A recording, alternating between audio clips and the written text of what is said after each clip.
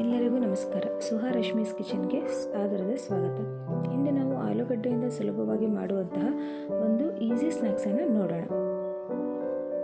ಅದಕ್ಕೆ ಬೇಕಾಗಿರುವ ಪದಾರ್ಥಗಳು: ಎಣ್ಣೆ, ಸಾಸಿವೆ, ಜೀರಿಗೆ, ಕರಿಬೇವು, ಬೆಳ್ಳುಳ್ಳಿ, ಸಣ್ಣದಾಗಿ ಹೆಚ್ಚಿರುವಂಥ ಆಲೂಗಡ್ಡೆ, ಅರಿಶಿನ, ಅಚ್ಚಕಾರದ ಪುಡಿ, ಉಪ್ಪು, ಮನೆಯಲ್ಲೇ ಮಾಡಿರುವ ಸಾಂಬಾರು ಪುಡಿ.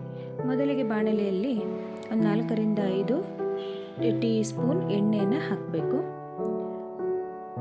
ಎಣ್ಣೆ ಬಿಸಿಯಾದ ನಂತರ ಅದಕ್ಕೆ 1 ಸ್ಪೂನಷ್ಟು ಸಾಸಿವೆ, 1 ಸ್ಪೂನಷ್ಟು ಜೀರಿಗೆ ಆರೋಗ್ಯಕ್ಕೆ ಒಳ್ಳೆಯದಾಗಿರೋದ್ರಿಂದ ಜಾಸ್ತಿ ಹಾಕಿದ್ರೂ ತೊಂದರೆ ಇಲ್ಲ.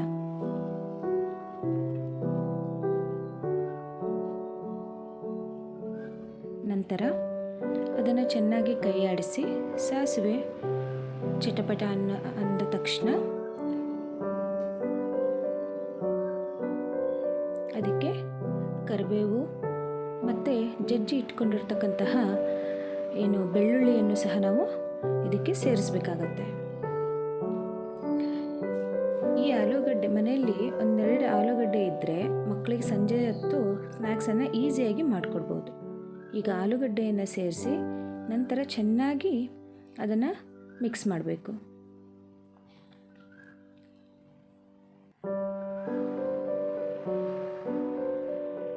ತುಂಬ ರುಚಿಯಾಗಿರುತ್ತೆ ಗೆಳೆಯರೆ, ಒಂದ್ಸಲ ಮಾಡಿ ನೋಡಿ. ಅದಕ್ಕೆ ಚಿಟಿಕೆಯಷ್ಟು ಅರಿಶಿಣವನ್ನು ಸೇರಿಸ್ಕೊಳ್ಳೋಣ.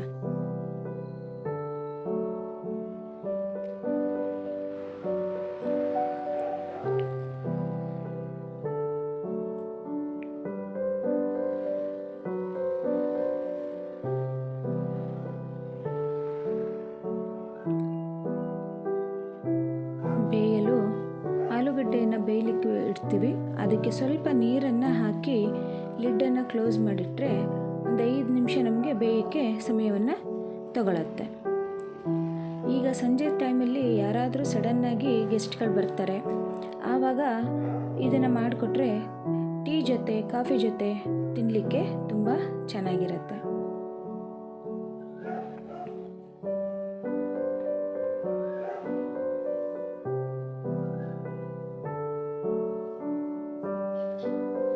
ಒಂದು 2 ನಿಮಿಷ ಇದನ್ನು ಬೇಯಲಿಕ್ಕೆ ಬಿಟ್ಟು ನಂತರ ಅದಕ್ಕೆ ರುಚಿಗೆ ತಕ್ಕಷ್ಟು ಉಪ್ಪನ್ನು ಸೇರಿಸಿ ಮತ್ತೆ ಚೆನ್ನಾಗಿ ಅದನ್ನು ಕೈ ಆಡಿಸ್ಬೇಕು. ಉಪ್ಪು ಎಲ್ಲ ಆಲೂಗಡ್ಡೆಗಳಿಗೂ ಹಿಡಿಬೇಕಲ್ವ, ಚೆನ್ನಾಗಿ ಕೈ ಆಡಿಸಿ ಮತ್ತೆ ಒಂದು 5 ನಿಮಿಷ ಅದನ್ನು ಲಿಡ್ಡನ್ನು ಮುಚ್ಚಿ ಬೇಯಲು ಬಿಡೋಣ.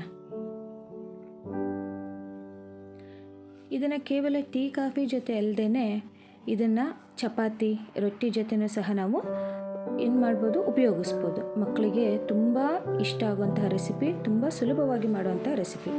ಈಗ ನಾವು ಮನೆಯಲ್ಲೇ ಮಾಡಿರ್ತಕ್ಕಂಥ ಸಾಂಬಾರು ಪುಡಿಯನ್ನು ಸೇರಿಸ್ತಾ ಇದ್ದೀವಿ. ನೀವು ಬೇಕಾದರೆ MTR ಯಾವ್ದು ಬೇಕಾದರೂ ನಿಮ್ಮ ಮನೇಲಿ ಯಾವುದನ್ನು ಉಪಯೋಗಿಸ್ತೀರೋ ಅದನ್ನು ಸೇರಿಸ್ಬೋದು.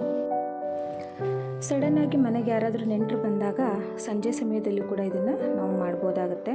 ಯಾಕಂದರೆ ತುಂಬ ಈಸಿಯಾದ ರೆಸಿಪಿ ಸ್ನೇಹಿತರೆ ಇದು. ಈಗ ಇದಕ್ಕೆ ನಾವು ಖಾರಕ್ಕೆ ಅನುಗುಣವಾಗಿ ರುಚಿಗೆ ತಕ್ಕಷ್ಟು ನಾವು ಖಾರದ ಪುಡಿಯನ್ನು ಸೇರಿಸ್ಕೊಳ್ಬೋದು. ಅಂದರೆ ಕೆಲವೊಬ್ಬರಿಗೆ ಖಾರ ಕಡಿಮೆ ತಿಂತಾರೆ ಅಲ್ವಾ, ಸಾಂಬಾರು ಪುಡಿಯಲ್ಲೂ ಸಹ ಖಾರ ಇರೋದ್ರಿಂದ ಅದರದ್ದೇ ಖಾರ ಸಾಕಾಗುತ್ತೆ. ಆದರೆ ಖಾರ ಹೆಚ್ಚಿಗೆ ಬೇಕು ಅನ್ನೋರು ಏನು ಮಾಡ್ಬೋದು ಅಂದರೆ ಸ್ವಲ್ಪ ಖಾರದ ಪುಡಿಯನ್ನು ಕೂಡ ನಾವು ಸೇರಿಸ್ಕೋಬೇಕಾಗತ್ತೆ. ನಿಮ್ಗೆ ಎಷ್ಟು ಬೇಕು ನಿಮ್ಮ ಖಾರಕ್ಕೆ ಅನುಗುಣವಾಗಿ ನೀವು ಖಾರದ ಪುಡಿಯನ್ನು ಸೇರಿಸ್ಕೋಬೋದು. ನಂತರ ಇದನ್ನು ಚೆನ್ನಾಗಿ ಮಿಕ್ಸ್ ಮಾಡಿದ ಮೇಲೆ ಸ್ವಲ್ಪ ನೀರನ್ನು ಹಾಕ್ತೀವಿ. ಅಂದರೆ ಖಾರದ ಪುಡಿ ಆಗಲಿ ಸಾಂಬಾರು ಪುಡಿ ಆಗಲಿ ಆಲೂಗಡ್ಡೆಗೆ ಸರಿಯಾಗಿ ಹೊಂದ್ಕೊಳ್ಳೋದಕ್ಕೆ ಸ್ವಲ್ಪ ನೀರನ್ನು ಹಾಕಿ ಚೆನ್ನಾಗಿ ಅದನ್ನು ಮಿಕ್ಸ್ ಮಾಡಿ ಮತ್ತೆ ಅದನ್ನು ಬೇಯಲಿಕ್ಕೆ 1-2 ನಿಮಿಷ ಅದನ್ನು ಬೇಯಲಿಕ್ಕೆ ನಾವು ಬಿಟ್ಟು ನಂತರ ನಾವು ನಾನು ಮೊದಲಿಗೆ ಕಸ್ತೂರಿ ಮೇಥಿಯನ್ನು ತೋರ್ಸೋಕ್ಕೆ ಮರೆತು ಹೋಗಿದ್ದೆ ಸ್ನೇಹಿತರೆ, ಅದೊಂದು ಸ್ಕಿಪ್ ಆಗಿತ್ತು. ಅದಕ್ಕೆ ನಾವು ಈ ರೆಸಿಪಿಗೆ ಕಸ್ತೂರಿ ಮೇಥಿಯನ್ನು ಸಹ ನಾವು ಉಪಯೋಗಿಸ್ತಿದ್ದೀವಿ.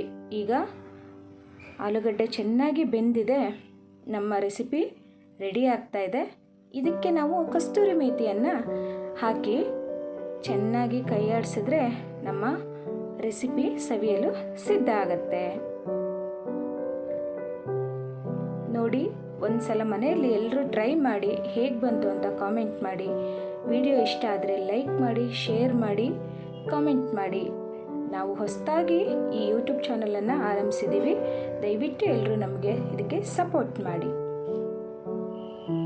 ಆಲೂಗಡ್ಡೆ ರೆಸಿಪಿ ಸವಿಯಲು ಸಿದ್ಧ.